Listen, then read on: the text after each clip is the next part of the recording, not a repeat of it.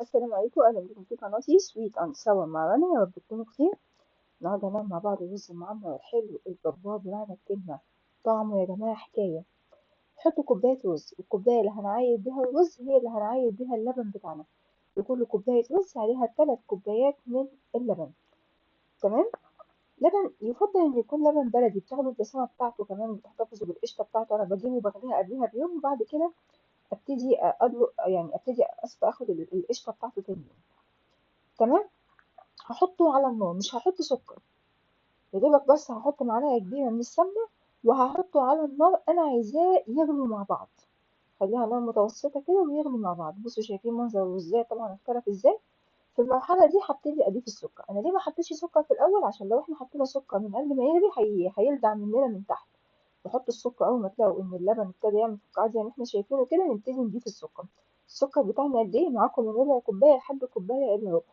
انا عن نفسي حطيت اقل من نص كوبايه. تمام. ده كان بالنسبه لي السكر المظبوط. عايزين تحطوا فانيليا حطوا. انا برضه ما حطيتش فانيليا، بس لو حابين انها تكون يعني اعلى وكده الفانيليا طبعا بتديله طعم، بس انا بصراحه بحبه من غير فانيليا. لو عايزينه بقى قدامكم حل من الاتنين، يا اما نحطه في صينيه من صواني الكيك، وصواني الكيك يعني من صينيه مقاس 26 عشان يطلع زي الكيك كده شويه تخين، يا اما نحطه في صينيه بتاعه البسبوسه، اصغر صينيه من صواني البسبوسه، وعشان يطلع معانا رفيع.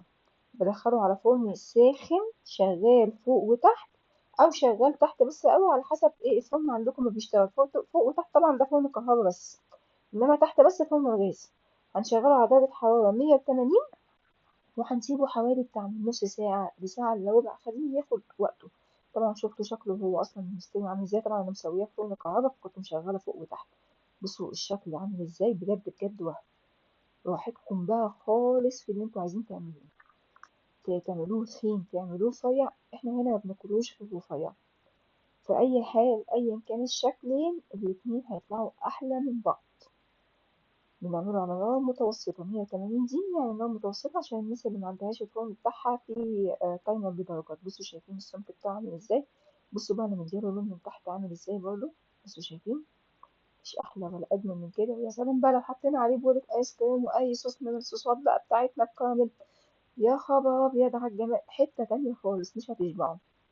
اشوفكم في فيديو تاني واقول لكم سلام عليكم.